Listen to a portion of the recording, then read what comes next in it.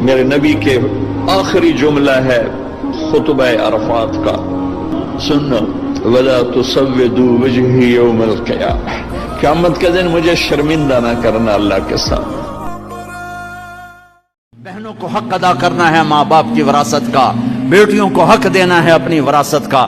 بچے بیٹے لے جائیں، کیوں کسی اور مٹی سے بنے، کسی اور جس پانی سے بیٹا بنا اسی سے بیٹی بنی، کیوں ظلم کرتے ہو؟ یہ ہندو کی ثقافت ہے، ہندو کی کے دین میں بیٹی کی کوئی وراثت نہیں ہے، ساری وراثت بیٹوں کی ہے۔ میرے مصطفیٰ کے دین میں بیٹی کی بھی وراثت ہے اور بیٹے کی بھی وراثت ہے۔ اگر آپ دلوں میں بسنا چاہتے ہیں، آپ دلوں میں بسنا چاہتے ہیں، ایک لفظ پہ عمل کریں، جانور بھی آپ سے پیار کریں، انسان تو انسان ہے، جانور بھی آپ سے ایک زبان کا بول میٹھا کریں، کتنی ہی کڑواہٹ ہو پی جائیں، پی جا ایام کی تلخی کو بھی ہنس کے ناصر، غم کے سہنے میں بھی قدرت نے مزہ۔ امت ساری زندگی ظلم و ستم کے پہاڑ توڑتے رہے، ساری زندگی جوا کھیلتے رہے۔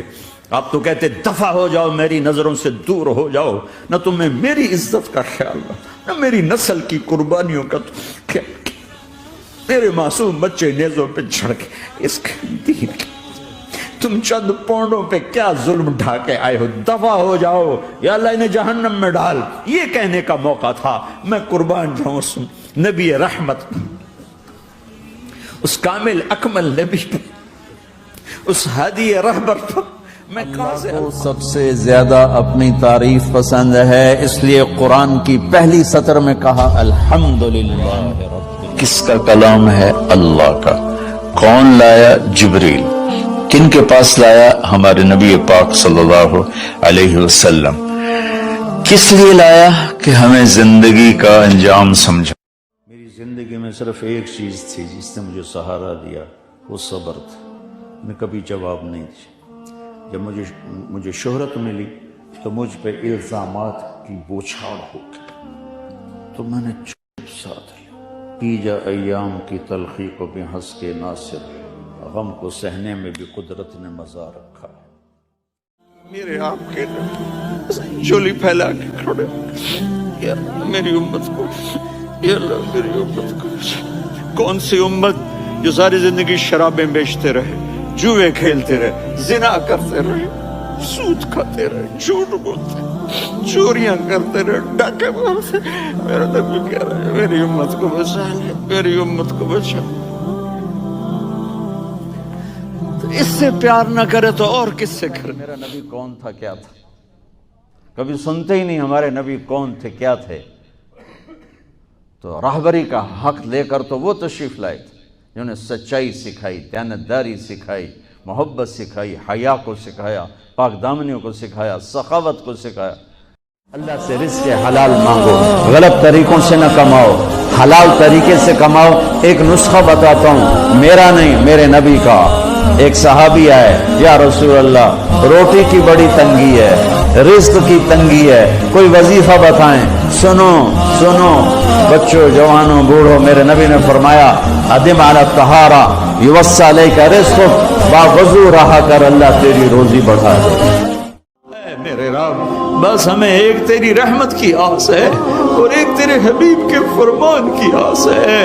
میرے بھائی وہ ہیں جو مجھے دیکھیں گے نہیں اور میرا کلمہ پڑھیں گے۔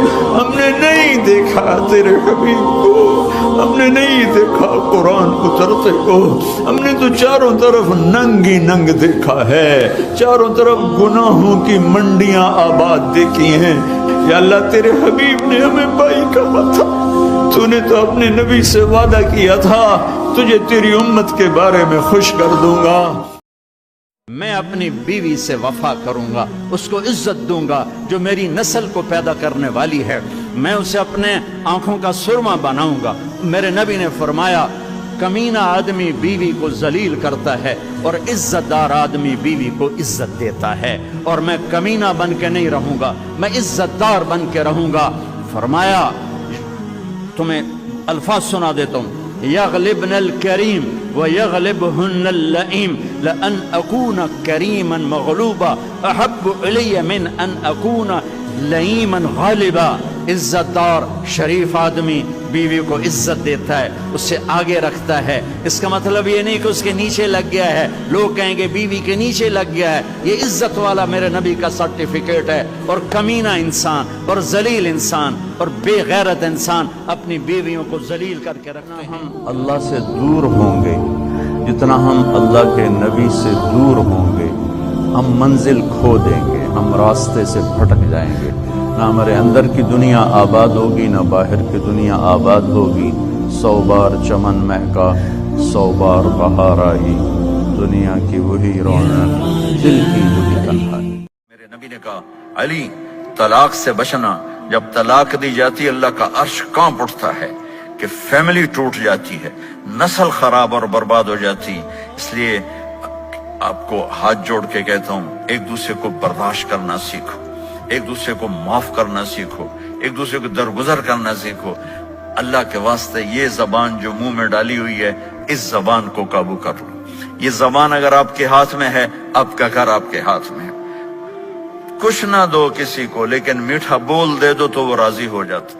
اور شیطان کہتا ہے تو جو آخرت کو مان جائیں گے ان کو کیا کروں گا؟ ومن خلفہم، دنیا اتنی خوبصورت دکھاؤں گا کہ نہ جنت کے شوق رہیں گے نہ جہنم کے خوف رہیں گے۔ جنت کو مانیں گے شوق نہیں ہوگا، جہنم کو مانیں گے خوف نہیں ہوگا، اللہ کو جانیں گے اس کے لیے عشق و محبت کے راستے طے کرنے کا ذوق نہیں ہوگا۔ رشتوں میں زبان کا استعمال، تعلق میں زبان کا استعمال، یہ انسان کو اونچا اور نیچا کرنے والی بہت بڑی چیز ہے۔ اس لیے جب کبھی غصہ ہو چپ ہو جاؤ، بولنا نہیں، بولنا نہیں۔ غصے میں آدمی صرف نبی صحیح بول سکتا ہے، غصے میں صرف نبی صحیح بول سکتا ہے، باقی کسی میں یہ طاقت نہیں کہ غصے میں وہ صحیح بول سکے۔ لہذا چپ ہو جاؤ، گزرنے دو لہر کو، اس کے بعد جو کہنا چاہتے ہو کہو، ورنہ پتہ نہیں کیا ہو جائے گا۔ لقمان علیہ السلام کا فرمان ہے، کبھی چپ رہنے پہ نہیں پچھتایا، ہمیشہ زبان کے بول پہ پچھتایا۔ میرے بھائی بہنوں، اپنی زبان کا بول۔ ایک بدو آیا، کہنے لگا محمد، آپ نے کہا جی، کوئی کتنی بدتمیزی سے آپ کو بلاتا تھا، آپ کے ماتھے پہ بل نہیں آتا تھا جی۔ کہنے لگا تیری 3 باتیں بڑی عجیب ہیں۔ آپ نے کہا کیا؟ کہ تو کہتا ہے ہم اپنا دین چھوڑ کے تیرا دین قبول کریں گے، کیوں؟ اور تو کہتا ہے یہ تیرے ساتھی روم اور فارس، پرشین امپائر، رومن امپائر فتح کر لیں گے، انہوں نے تو روٹی کوئی نہیں، کپڑے کوئی نہیں، اور تو کہتا ہے مر کے مٹی ہو جائیں گے پھر زندہ ہوں گے، کوئی ہمارا باپ دادا آیا؟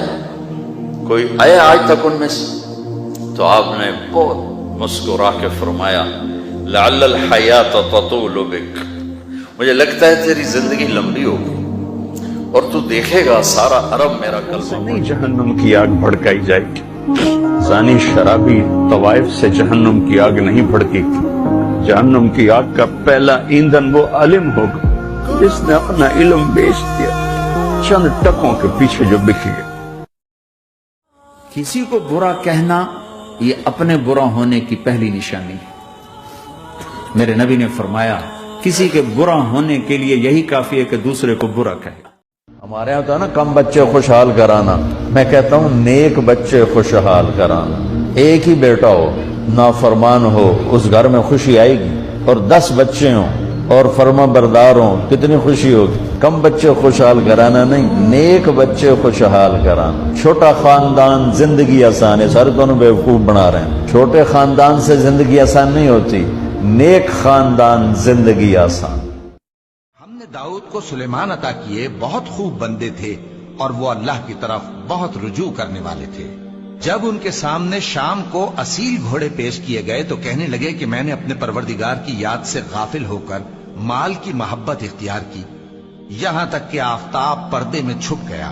بولے کہ ان کو میرے پاس واپس لاؤ۔ پھر ان کی ٹانگوں اور گردنوں پر ہاتھ پھیرنے لگے، اور ہم نے سلیمان کی آزمائش کی اور ان کے تخت پر ایک دھڑ سا ڈال دیا۔